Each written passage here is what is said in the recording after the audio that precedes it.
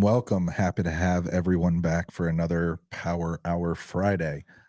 Today has been, thankfully, a pretty slow start to the day. We had a couple meetings about scopes of work and other things like that, but it's been a really nice, easy transition into Friday after arguably maybe not the most difficult week we've had in the business, but one of the more stressful weeks we've had in the business from uh, needing to get things done that we were able to get done. So, with that, of course, we'll welcome the mastermind behind the solution to that problem this week, Mr. Edward. Uh, but You did it like that? well, I love that, like, our jokes end up in Power Hour, and then we don't get an opportunity to explain them. But well, you're trying to, but we're going to go nope, right past nope, it. We're we're not moving even past going to it. bring it up at We're all. moving Yeah. past it. So, um, we have a lot to talk about today. I think we're going to spend a decent amount of time today kind of talking about market dynamics and what we're seeing over the last month or so, because it feels that we're kind of in a new kind of range of activity in the market that's kind of stabilized in a world that maybe investors aren't too pleased about. So definitely want to spend some time talking about just how to tackle the mindset, not only going into this squeeze of a time period in terms of the market, but the winter holiday slowdown as well. So, before we kind of jump into predicting the future, why don't we talk about a little bit of past stuff this week? Tell us about office hours. Of course, yesterday we talked about building a team. We talked a lot about the proper hiring, acquisitions, KPIs, things like that. But we also did a fair amount this week in regards to restructuring, projecting start of the year numbers, and rearranging some private lending and things like that. So maybe just talk about your mindset going into the week, how that played out, and now being here on Friday, what that kind of looks like with it mostly in the rearview mirror.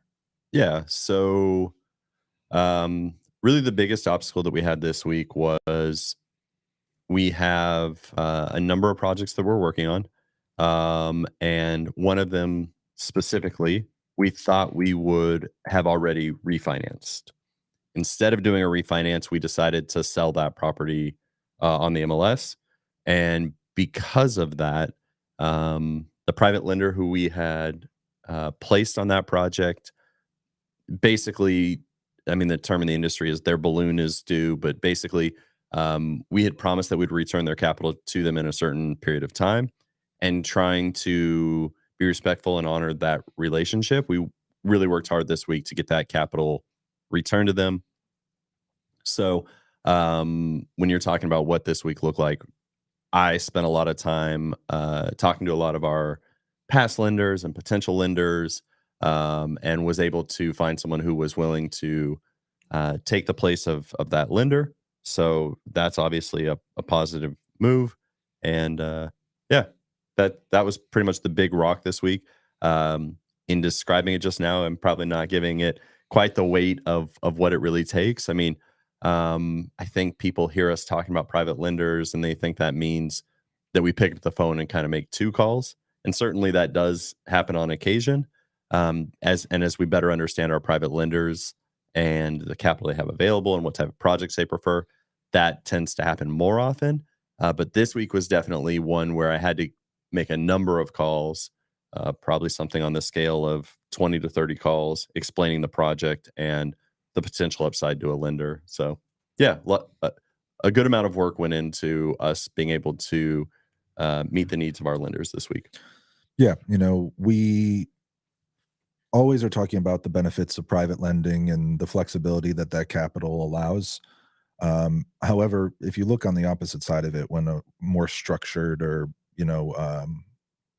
generic lending, the reason there's so many hoops you have to jump through and so many qualifiers is because they can't spend the amount of time conversing back and forth with you without these things already done ahead of time. So we kind of got to do all the legwork up front so that the bank doesn't have to be building one-on-one relationships with every single person to have monthly conversations.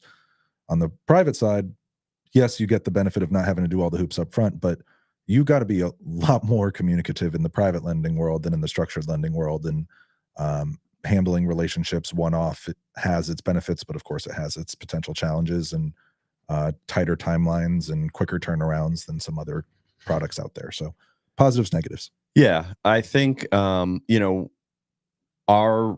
relationships that we have sought out in that space are generally one to one. So an individual lender lends to an individual on an individual project, and the upside for that is they deeply understand that specific project, and they're generally committed to the timeframes and things associated with that project.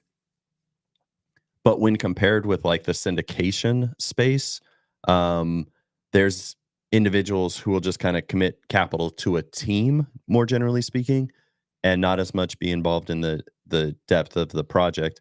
So there's gives and takes on both sides. The one-to-one relationships take a lot of bandwidth to develop those relationships, generally speaking. Where the syndication side, generally you're having the same conversation with many people, where on the one-to-one you're having an individual conversation with one person, so that can take up bandwidth. For sure. What about, yes, that was a large focus of kind of your hours spent this week, but we had a couple other things going on in QCTC world and getting the business verified and some other things. So just Yeah. for people at home who weren't able to come by office hours or anything, just What give was us a going on quick, there? yeah, what else were you doing this week? So there were really two other big levers we were trying to pull this week. One is, so we've started our transaction coordination business, which is going great. We actually have gone full cycle with, sorry, have to scratch here. This is weird with the mic right here. Have gone full cycle with a number of individuals. And frankly, now the problem is that they want to give us great reviews, and Google hasn't gotten us verified for some reason. We've really ran into a lot more roadblocks than we historically have. Our belief is that it's because we have multiple businesses registered at the same location, and Google's having a hard time understanding that. So we've had to spend really an inordinate amount of time getting the Google My Business page for our Queen City transaction coordination verified, and that's taken just a ridiculous amount of effort. I mean, we've had to send them videos and pictures and statements and EIN numbers and all these different things, and you're kind of saying like, what else do I need to show you? I can show you my left kidney if you really want, So that's taken a good amount of, again, one of our favorite words, bandwidth, as well this week. And then the second thing that has taken actually a good amount of effort this week is we've been working with our hard money lenders on some of the projects to get reimbursed for expenses, or to take a draw from our rehab budget. And when we talk with hard money lenders, they always make this sound like a very, very simple process.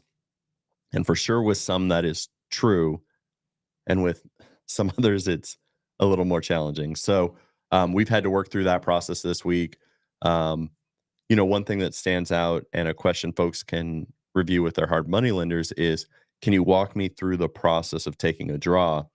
And in our case, the hard money lenders, where it involves a third party to do some type of inspection or something like that, tends to introduce at least a 2 or 3 day delay in that process. Where when we've worked with hard money lenders that allow us to submit videos or photos, those seem to be more streamlined processes. So this week we've spent more time with those who needed kind of third parties, which meant we're trying to expedite that, and trying to keep everything moving and trying to keep our contractors taken care of. So it's this balancing act that is pretty challenging in the business. When we first started really kind of building out the systems for our rehab projects, I remember talking to a couple guys in our mastermind, and they told me that the most difficult process in the flip was managing the draw cycle. And I understood what they were saying, but at the time it didn't really register with me, because based off of what lenders were saying, it didn't feel like the cycle of reimbursements of draws and things like that would be a problem. But of course, every company has goals to strive for, but not every company can get you it in 24 hours, 0 minutes, 0 seconds every single time. And when you still have more work to do and more things to fund on the project, it can definitely start eating into your normal operational capital reserves, et cetera. So really understanding draw sequences, understanding um, the timelines of when things are getting done on a project so you can plan ahead of time is very important. And I feel like we did a good job in this situation, and it's still a little bit slow to come back. So, just I think a part of the business that you have to be prepared to deal with. But it's something where we're feeling it a bit more on 5 or 6 projects at a time than when we were doing 2 projects at a time. Yeah, that float didn't seem as challenging with fewer projects, right? And so now the float is putting some weight on the operational capital the business has, and that is causing us to make certain strategic decisions. And absent those constraints, we would just be like, pull the band-aid off, go do everything. And That's we're right. having to be a little more strategic about how we're talking about that.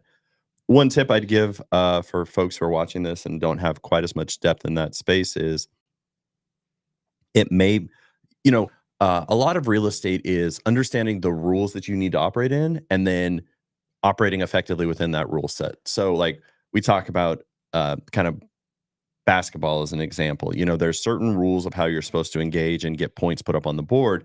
And once you understand those rules, you can work towards those goals. So, um, for example, in the project space, we know if you're going to fund 100% of my rehab, it may be advantageous for me to help my clean out costs appear a little heavier on the scope of work than my post construction cleanup, as an example, because it's earlier in the project. So once you understand the rule set, then you can execute as effectively within the rules. And looking at how you're communicating the scope of work is one place to be more effective. Absolutely. Um, why don't we talk a little bit about office hours? And unless people, of course, you guys know, if you have questions, please drop them in the chat. We're happy to answer anything. I think we had a couple submitted throughout the week, but we take this time to answer questions live in the moment that you guys are watching. So please don't be hesitant to reach out. Um, we talked about building a team yesterday. Uh, and one of the cool things I thought that was happening was we had a bunch of phone calls going back and forth yesterday during office hours. So while we're discussing the benefits of having a team, everyone in the room was actively seeing the team at work getting something done, uh, which allowed us to kind of sit there and talk about how it all works, which was cool.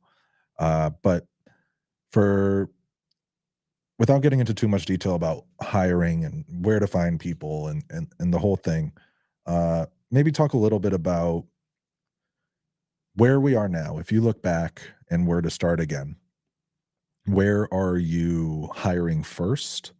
How long into your business are you deciding to make that hire?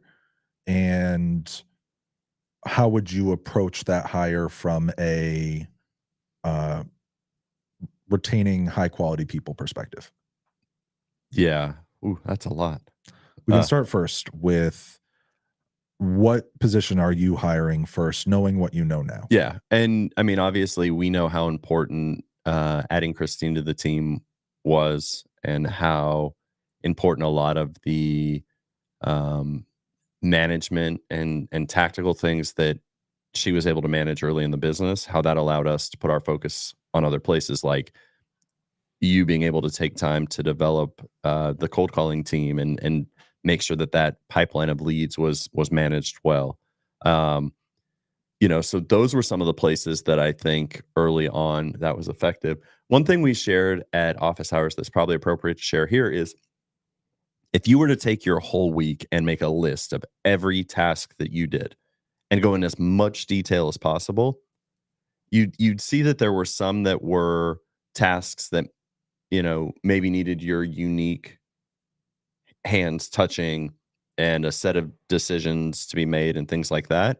And then there are some things that are a different value to the business. Yes, they all need to be done, but are you the one who needs to be completing those?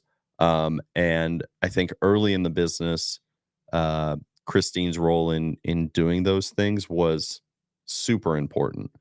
Now, frankly, even those skills or those requirements are frankly below her skill set now. So it's important that she outsources that, which is part of why Queen City transaction coordination has kind of become a thing. But having somebody to do some of those things, like things that come to mind, buyer and seller info sheets for attorneys. Like, yes, they need to be done. And in fact, sometimes attorneys won't even begin their work till those are completed. So, like, we become a hurdle or an obstacle to their work at some point. And so it needs to be done quickly. But that definitely isn't the highest and best use of probably someone's time when they could be talking with sellers on the phone comparatively, right? Yeah, I think people we were having this discussion a bit yesterday, and it's which person to hire first. How do you know it's something that you should outsource versus continuing to do yourself? And there isn't really a right answer to that. It's kind of a feel of what best fits your individual skill set, motivation level, work hours, all that stuff comes into play. But at the end of the day, the reason we are successful as a company is because we're good at sourcing deals that allow us to buy at a discount and sell for a profit. That's the highest income generating activity that we do. The more the higher an income generating activity is, the more important it is, the more time you should be spending on it. So while making sure that the transaction goes from soup to nuts as cleanly as possible is very important, you still got to start with soup. So you really need to offset things that aren't focused on finding you soup. And then once you get really good at finding soup, you can kind of bolster the courses towards the end. So that for some of you, that may be transaction coordination. For some of you, that may be bookkeeping. For other people, that may be cold calling because you're so bad at it and you hate doing it and you need to outsource it. But uh, focus on things that are good for the time that you spend on it, not just necessarily the thing that needs to be done first. Yeah. And kind of going back to some of our early thought process was the thought process around the one thing, which the punchline to the book is really, what is the thing that I can do today that will make all future tasks easier or irrelevant? Right? Like, that's kind of the thesis of the book. And so if we're thinking about like getting a you and I started the business like just sitting staring at each other, making calls on our phones, like that was the thing. And so it's like one of the early things was getting another set of hands that could pick up and do some of the tasks just as effectively as you and I. So there's a certain point where once you're doing a couple of deals, you really want to introduce um, I don't know how else to say this, but capacity in the business so that you can continue to introduce more deals to the business and not become just like completely constrained from a time perspective. So I think that's one of the things that really stands Like out as when we got started, our education level in the real estate game was not as even as it is now. So what would happen is you and I are both working the deals and I'm successful in sales, but there were a lot of educational questions about processes that I just hadn't been around long enough to understand the answer to. When so having you and I both making calls allowed you to and I to kind of, hey, just mute real quick, say this one sentence, this is what they're talking about, boom, go. yeah. When we started doing some capacity, you weren't available as often to help bridge that gap because you're off calling utility companies or dealing with a lender or other things in the process that inhibited the acquisition side. So by us bringing in Christine to take over some of those tasks that you were doing, it allowed you to circle back more to the acquisition side, and we continued to grow that path until my education was at a level where you could get out of that path as well and spend more time on the lenders and relationships and other things like that. Yeah, for sure. I think what's fun today is there there's literally no uh real estate real estate experience that I have that you effectively don't at this time, because you've been through enough deals, like, yeah, our knowledge in the space is very, very equal now. So now it's really just you hitting me and just saying like, hey, here's the situation. Here's how we've solved this problem in the past. Is there any reason we wouldn't want to do that here? But early on, I think being able to look over your shoulder and say like, hey, this is a big hurdle for us that we need to really be careful with, or this is not a hurdle at all, and we just need to say this one thing and move on. Like that definitely helped early on. Absolutely. So thank you for whoever put a question in the Facebook group. So we got a question here. Just need help to find the right deal and network with investors so I can get my first deals done. What are some tips on how I can get started? Okay. So let's break this down. Finding the right deal and networking with investors can produce the same outcome. It's not. But they are two different. They are they're two very different efforts, things. Yeah, right? Like two different efforts. Yeah, and you need to be doing both. Absolutely. To be honest, I think, as silly as it sounds, networking with investors is probably the first thing you should do, because they will give you strategies, tactics, tools to better spend your time on the finding of a deal. So, education does not count only as action. You got to actually do stuff too, but you can get really, really good operational skills by just talking to people who are already doing it in the space. So for looking for networking opportunities, Facebook groups, meetup.com, Eventbrite, a lot of investors are going to post their meetups in that area, and it's very easy. Most of them are free. Just sign up and download a free ticket. There are, in these Facebook groups, that you can search, and just search what city you're in, real estate investors, and they'll come up. Many of them maintain a calendar of all the events that are known to be run by local investors in the space. I know Charlotte does that specifically. So we have a lot of resources kind of in the computer space to help find people. I'd recommend asking people that you see at these meetups what other meetups are known, because some are run by a little bit of an older generation who maybe don't have as much experience in the technological side of things, but have a lot more experience in the doing deals side of things. So that's a really great way to do it, as well as going to auctions, seeing where other investors are active in the market, asking them questions, finding YouTube videos like what we're doing here, and reading comments and trying to filter out people who sound much more educated on topics and DMing them. There's a lot of things you can do to find investors.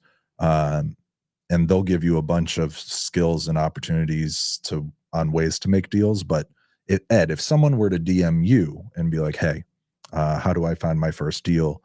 What are a couple strategies that you're telling them that are actionable, not just theoretical? Yeah. Whenever we see this, like, I don't want to be too critical here, because we always want to be encouraging. But whenever I see a question like this, a little bit of me, like a little red flag, goes up in the back of my neck. How do you say it the right way? On the back of my neck. Okay. Anyways, at the end of the day, this is a question that comes from someone who probably hasn't taken a whole lot of steps yet in their journey. And so the first thing I would say is you've just got to get out there. Everyone has had their first day in real estate. You're not going to be great on your first day, and you're not going to be great on your 30th day. Just you've got to get out there. You've got to start meeting real estate investors. You've got to start understanding the culture. You've got to start understanding how we talk about deals, strategies. There's a lot for you to learn. It's going to take you many years to become super, super effective, but you can't get to the point where you're super, super effective without taking the first step. So you've got to get out there and meet folks. Now, more specifically to your question, when somebody says to me, Ed, I'm trying to get my first deal, what do I do? The first thing I'm going to advocate is find a list of foreclosed homes that are going through the foreclosure process in your local market and go physically knock on those doors. Those people are under time constraints. They're under a good amount of pressure. They do need to have something done to solve their problem. There's a reason they're in the situation. Those are very, very strong motivators, very very strong indicators that those people are going to need help. Yeah. So that's what I would advocate those folks go and do right off the bat. Let me add one more thing. When we get asked, well, what do I do when I get there? Literally knock on the door, say, I understand there may be some problems going on. I'm here to help. Would you be interested in discussing some possibilities? Okay. So Stepping off my soapbox. Sorry. No, trust me, we're way beyond a soapbox. But okay. So you said, and it's funny because I said, let's do actionable, not theoretical. And you went theoretical, but then you came back to actionable. So you said, someone's first day is not going to be great, but you got to have a first day. What is that first day going to look like? Okay. And then you dove into it. So let's make this an itinerary. Okay. 8:00 in the morning, courthouse opens. Yeah. Go to the courthouse. Yeah. Go to the where they host the auctions, and the special proceedings office which is where foreclosure files are stored. Public record of anything that's coming to auction.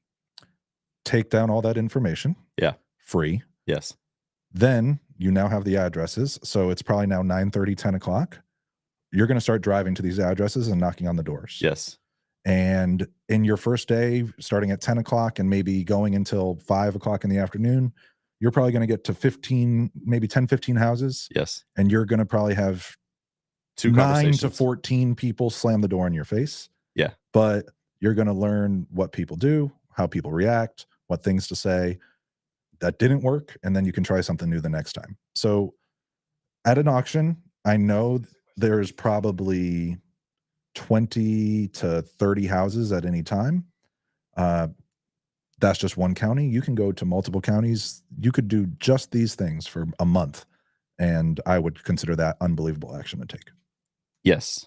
And probably in your first month, if you are consistent with that behavior, you will have your first house under contract. Now, will you be at the right price? Will you be able to find it? I don't know.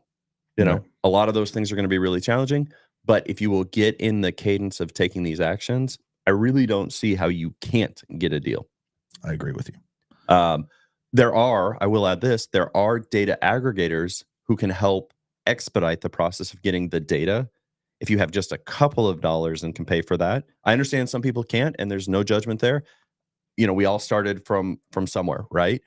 So if you do have a couple of dollars, you can expedite what's the list of the properties and how do I go and drive those. PropStream is one of the sources. If you guys need a free trial of that, you can check out our Instagram link tree, but there's others. Propelio is one. The Batch system has data sources as well. So there's all sorts of places you can get this data. Yeah. So the question that was asked, thank you for submitting, what are some marketing tools I should use in my business, or what do you use? Data aggregators are the number one source, without a doubt. Makes it the easiest way to get public data without having to drive all over the country or have people go into courthouses for you. I think outside of that, it really depends on where in your journey you are. When Ed and I first started, the only thing we had was PropStream and Google Voice, which was free, right? Now we're using cold calling systems like Ready Mode. We have skip tracing systems like Skipforce. We have Salesforce and a CRM. We have some PPC places that send us inbound leads. We have a data warehouse to store all of our contacts, whether or not they've kind of been pulled off the list of marketing. We have a lot of systems, but to do this business, you need public information in a phone or a car to drive to their house and knock on the door. You don't need a lot of tools to be successful. Tools help you scale. But what I can tell you is you can easily be making 6 figures in this business without even trying to scale. And that's spending the 6 figures, just to be clear. PPC, by the way, is pay per click.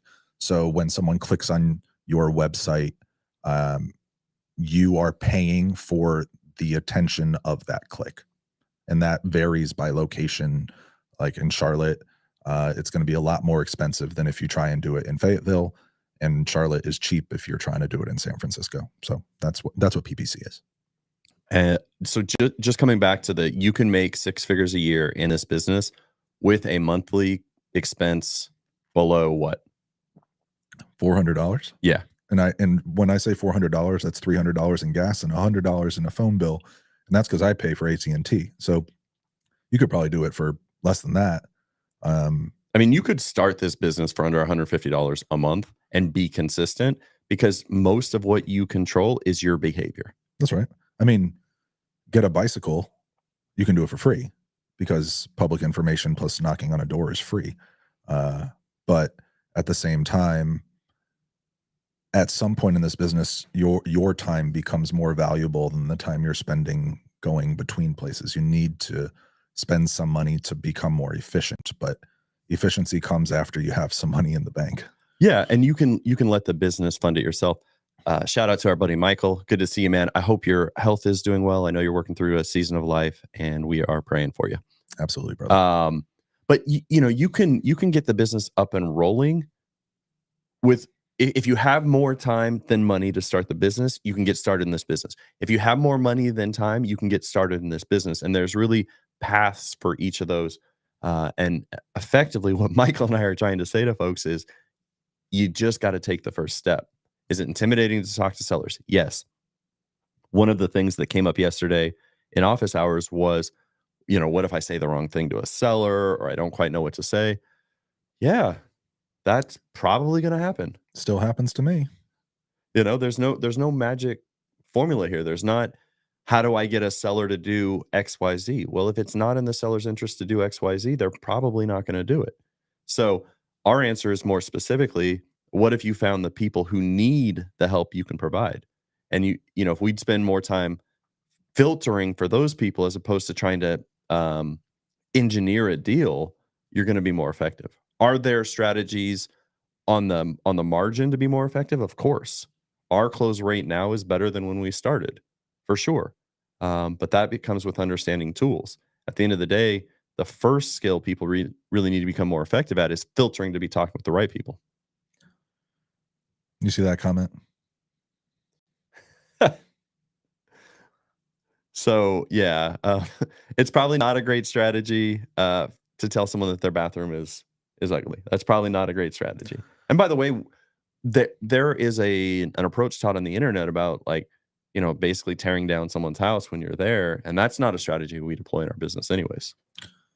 No. I mean, if the seller is admitting that their house is a junk hole, no problem meeting them there. But even still, oh, it's not so bad. Like, you should see some of the other houses that I walk through. That's right. I think, can you talk about an experience you had where somebody had sent you pictures of a house? It was clear they had a number of pets, and you kind of had to walk through that to understand really the condition. Yeah. I think that's a good example of this. So, oh man, you and I have been looking at a lot of houses with dogs lately. But as dog lovers, that hits home with us. Yeah. On the wrong side of things, unfortunately. But no, we were dealing with a house. And the house, basically, the nieces and nephews were staying in the house that was inherited and weren't paying rent because it was through family, and basically turned the house into a loose zoo. There were dogs running all over the house. There were cats running all over the house, not in excess, but no boundaries. They had their own rooms that the dogs tore up. There were some stains on the floors, if you know what I mean. Like, kind of the animals ran the house, so to speak. When I was talking to her about it, she was clearly hinting to the fact that her home needed some work, but couldn't just say that her house was disgusting or there was a lot of or a lack of care or attention to the house because she dropped the ball, whatever it was. And for those of you who are out there and imagining these conversations, of course, someone is not going to talk about their niece and nephew in very negative ways, even though they're calling us to sell the home because they know that it may not market well in the open market. Yeah. And to be clear, I've dealt with situations with sellers who will bash their family. And what I can tell you is those deals never go smoothly, ever. And that's usually a red flag from the beginning of there's probably some other things that need to get done before we get involved to begin with. But going back to this one, when I was talking to the lady about it, it's not, hey, your house looks like, you know, there's rabid dogs in there. Like, what's going on? Uh, you have to understand that it's embarrassing for her too.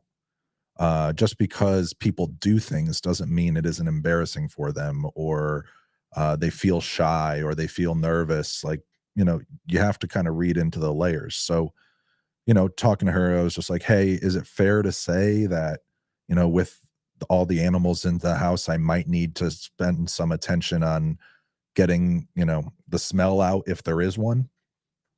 And that's not saying, hey, your house stinks, but it's clearly letting you know that I'm aware that this probably happens, or this is probably what we're dealing with. And maybe even gives her a chance.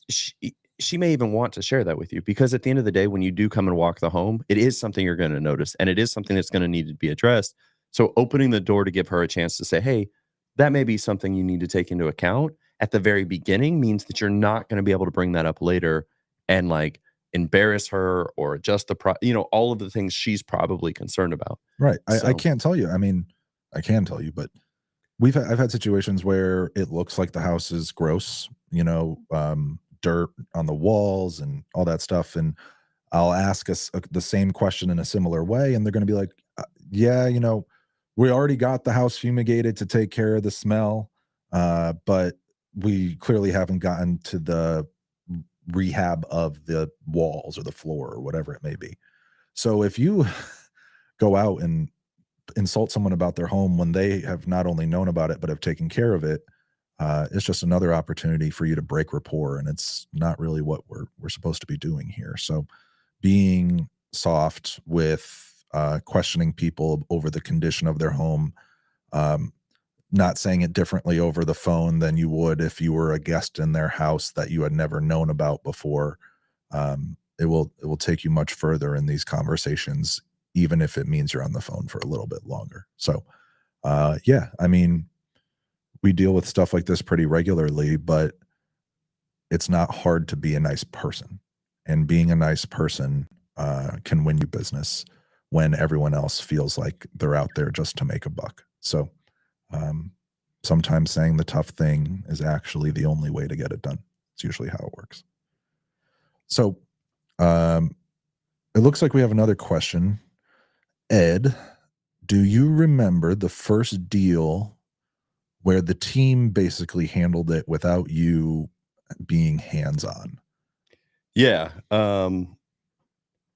the uh, the interesting thing about that was I remember just being really, really nervous about it all getting done, because you and Christine had handled the whole deal, and I think it was like we'd gotten to a conversation where it's like, yeah, closing is set for whatever day, and I was like, wait, are we sure? You need me to jump in? You need me to do anything?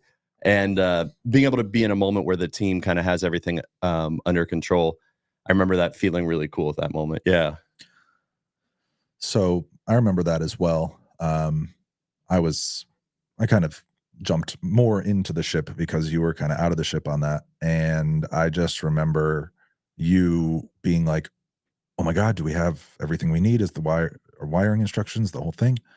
And Christine was just like, "Ed, stop worrying. We got this." And yeah. you were like, "All right, all All right." right. Then the wire hit, and clearly we've been able to do it a couple more times since, but the ironic thing is initially we kind of set this up where Ed was removed from the deals, and then he was doing so well with the lending side of things that now he's more involved in the deal from a beginning to end than he was before.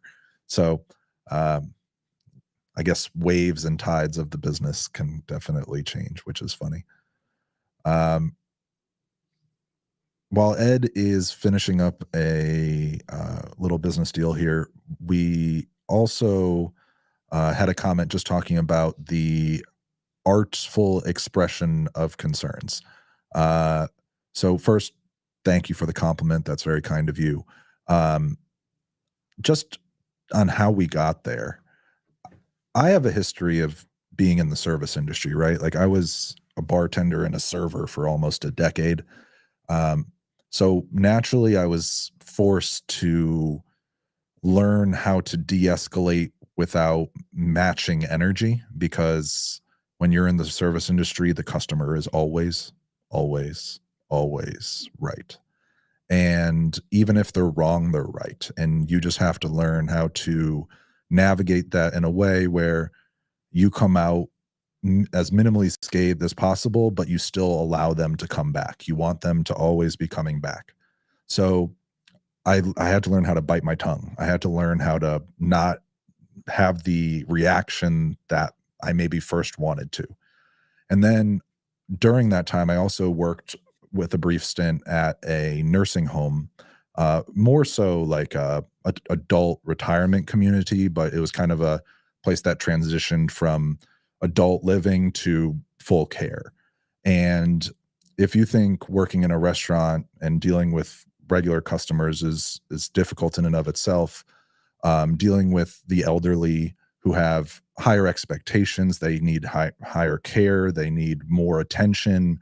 All of these things really require you to completely remove yourself from the situation and just be someone who is there to help, because it's not about a want at that point, it's about a need. So throughout all of that, I just had a really large experience of being able to convey something in a way that isn't going to be combative, is going to be well received. And I treat every conversation like I'm speaking to someone in that retirement home. It's like every single conversations with your grandmother or your grandfather, or if you had a bad relationship with them, an elder that you respect, someone who you can't raise your voice to, someone who you can't say you don't know what you're talking about. If you treat every conversation like that, at the very least, people will respect how you treated them, which means you're not going to get bad reviews. You're not going to get FU call outs. You're going to be treated with respect. And over time, when you try and build a brand like we have, uh, it starts to have an impact. I think it's difficult. I'm reminded of one more thing we're dealing with this week, which had completely slipped my mind. So we bought a property a couple weeks back, and we allowed the seller to remain in the home for a couple of days. Oh, now you're making me the bad guy. Come on. Come on. So they were supposed to be out on Monday. They weren't out on Monday. We had some holdover time and some things like that. And it's really difficult in this business to walk the line between, like in this case, they owed us a fee for every day that they held over. It was clear in the contract. There's completely black and white. There's no gray area on this. To trying to be accommodating to people who are in stressful and difficult situations. And there's certainly an art, there's a science to it and there's an art to it. And I think one thing that you and I have done a relatively good job in the business of doing is knowing when to stick to the science. You know, the fee is X, you owe us that, and knowing when to stick to the art of, is this, will we still make money on the deal? Is there any accommodation we can give? And when we've tried to find a middle ground in between those two things, we've done relatively very, very well there. I'm very proud of where we've served people. I'm very proud of where we've held our ground. I think generally speaking, we get it exactly right. Sometimes we don't, for sure. But walking that line of, are we being too accommodating where we're being taken advantage of? And for sure, there's history of that. I'm generally the source of that in our business. And have we been too hard and stuck to the numbers too specifically? In some cases, we've probably done that too. Right.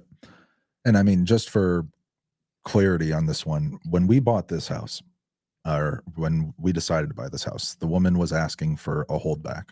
So she wanted to sell the house, get her money, but then stay in the house for some period of time.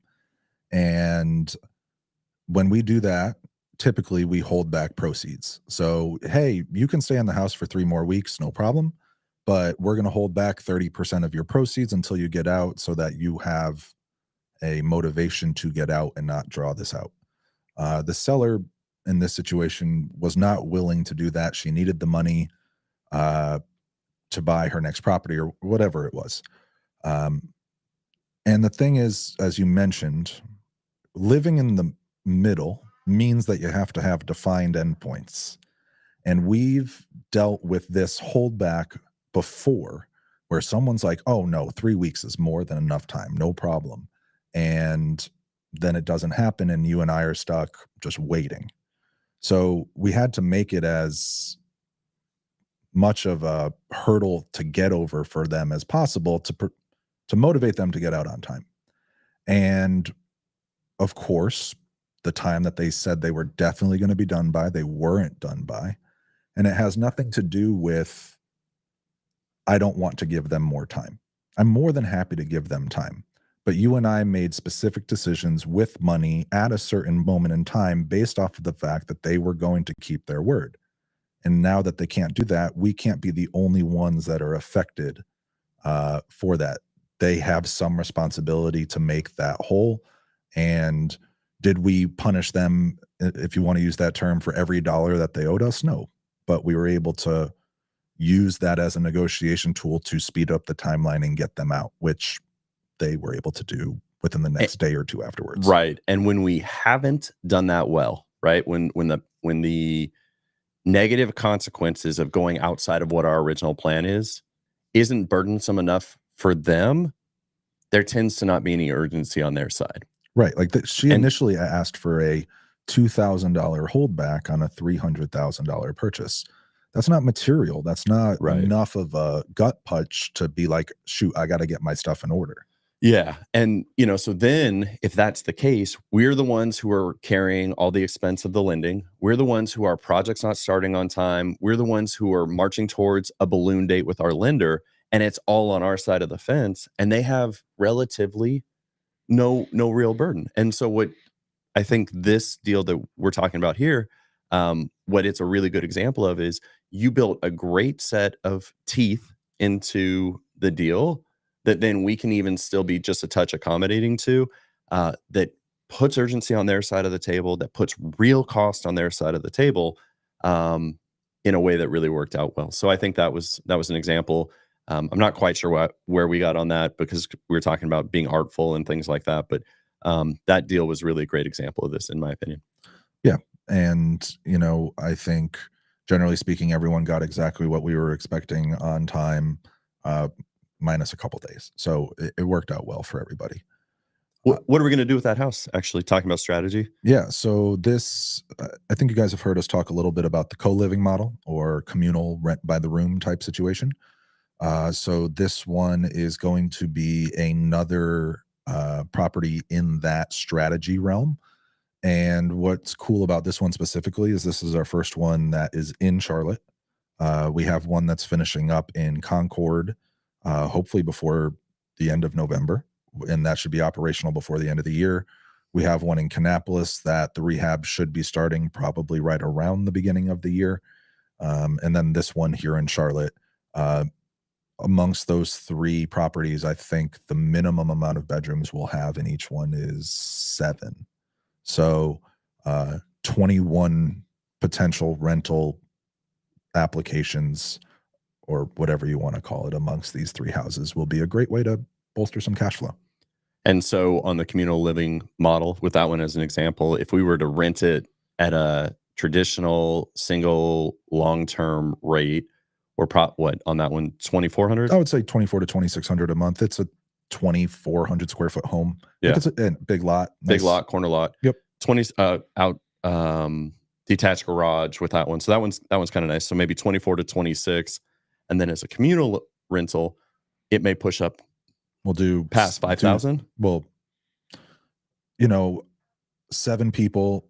I don't know exactly what the rate by the room is going to be, but I'm assuming a minimum of probably 700 a month per room. Yeah. So 7 times 7 is a minimum of roughly $5,000. So we've more than doubled our, top line revenue monthly, doing it this way. And of course, some rooms are larger than others and we can charge a little bit more. Yeah. So really, really excited about these. But to push from something that's call it 24 to 26 and say we underperform a little bit to what we're hoping, we're in the 5,000s. that's something kind of exciting for the business, right? Super exciting for the business. Especially, when What is a normal rental going to cash flow you? couple hundred, Couple $100 you in know, Charlotte, maybe even a little bit, maybe breaking even. But yes, now to be fully transparent, the expenses in this method definitely go up more. Um, what's up, Rasheen? But the net cash flow is going to be what drives this decision. So yes, you pay a little bit more in expenses. We offer some things that we wouldn't offer in a normal single family rental, but the top line revenue allows us to spend a little more, make a better experience, and bring in more net cash flow. And, again, one of the core things that we do in our business is we are meeting a certain need, which is there are a number of individuals who find the cost of housing specifically to be very prohibitive for them. And so if they can find a safe, clean, affordable place to live, there's really a part of the market that's being well served by this model. Yeah, I remember when I first heard about it, to be honest, I don't want to say I second guessed it, but I definitely wanted to dive more into it because I knew this was a trend overseas. Like I know in Europe, hostels and people co-living and all that stuff is very, very common. But historically, I hadn't really seen it in the United States outside of dorm, college style living. But when you're in a city like Charlotte or some of these higher priced cities, a one bed, one bath apartment is 1,400 a month. Right. So if you're going to be by yourself and instead of paying 1,400 plus utilities and all the other stuff, you can pay 750, 800 a month and get all of that plus the privacy of a house, a backyard, parking, Access to a kitchen. access to your own kitchen. I mean, there's a lot of benefits to it as long as you're comfortable living with other people. And okay, so maybe the family with 2 kids doesn't fit this model, but all the young professionals that have chosen to live in a one-bedroom apartment that they're at 2 weeks out of the month because they travel. I mean, there's a lot of people that fit this model. That's right. So we're excited about that. We certainly have some friends who are giving us some guidance and looking forward to grow that part of our portfolio. We've, in addition to the house we're talking about, we have 2 others. So again, there's 3 total properties that are entering this model for us, and yeah, we're excited about it. Absolutely. The first of them is the Concord property, and that'll be done at the end of this month, we think. So happy to share with you guys how that progresses over the next couple of weeks and months. Absolutely. Can't wait to get the draws. But Any last? I was about to say we're coming up towards the end here. Any last comments? Any last comments, questions, insults, predictions? Shout out to Co-Living. And we'll give a shout out to Sam Wiegert, of course, for introducing us to the model. Definitely check him out if you don't know about him. But I'm going to give this about 30 more seconds and then we're going to wrap. I have a feeling someone out there is typing out a question that they're just not quite done with yet. But having said that, I know we've got some football this weekend. The Vikings have a shot. Panthers do not have a shot. Do not have a shot to bolster the Panthers or the Bears' first round pick. So that's really cool. And a couple reminders with the holidays coming up. So next week there will be no power hour and no office hours. Obviously, we're gonna be eating some ham and mashed potatoes and stuff on the Thursday, and then turkey and some turkey if that's your thing. Turkey's not my thing, so I never lead with it. But we do have mac and cheese and some other things in our world. So no office hours, no power hour. We should be relatively consistent through December, so you'll still see us. But there may be a day or two where we opt out, and we'll communicate that. Instagram is really the best place to see where we're communicating that. And then feel free to DM us or message if you guys aren't sure. So with that, guys, hope you guys have a wonderful Thanksgiving. It is my favorite holiday of the year, and I hope you spend time with friends, family, people that matter to you. Not a better time than to bolster your circle and talk to those who matter to you about things that matter to you. So with that, have a great week. We will see you in 2 weeks. Unless you want to talk sooner than that, hit us in the DMs and we will see you guys real soon. Happy holidays.